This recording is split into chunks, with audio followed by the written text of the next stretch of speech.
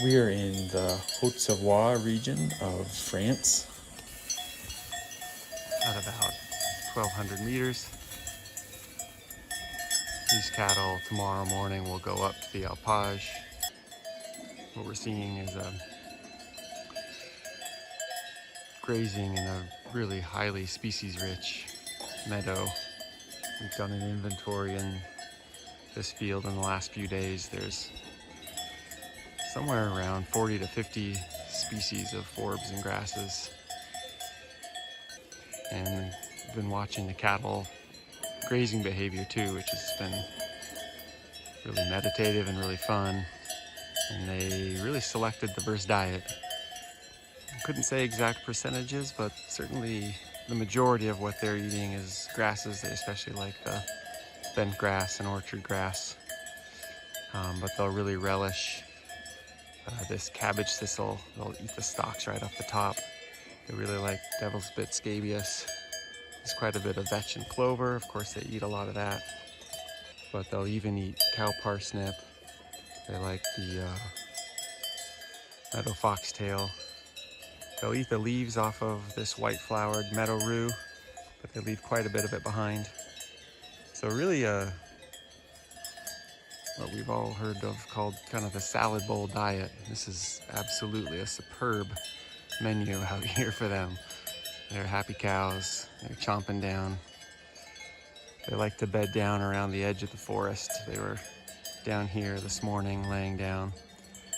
They've spent most of the last few days grazing in the lower field down below. You can see that's more grazed than up here.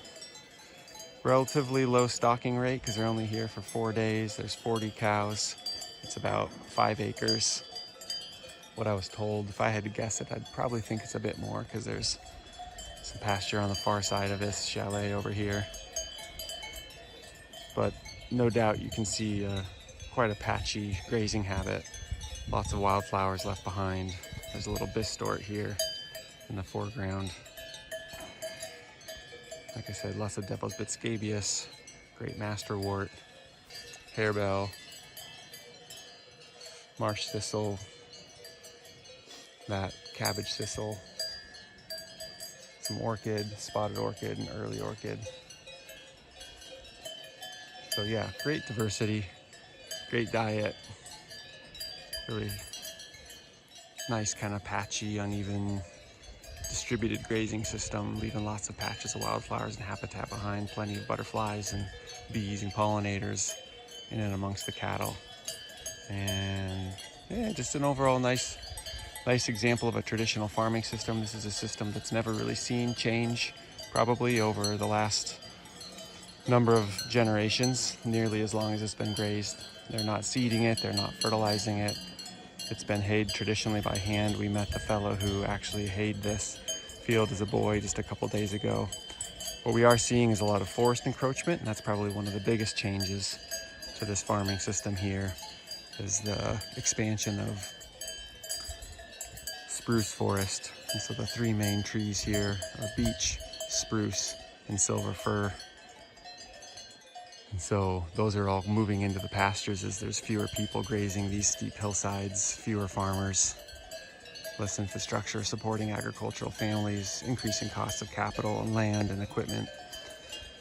And so as a result, that's one of the primary pressures is forest encroachment. And a forester with a trained eye out here can point out all the areas that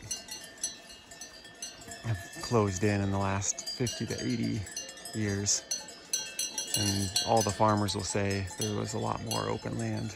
So of course everybody seeks a balance of forest and grasslands, but these are some of the most species rich and rare, biodiverse, species rich grasslands in the world. And so there's a good case to be made for making sure that forests don't over encroach on these types of habitat.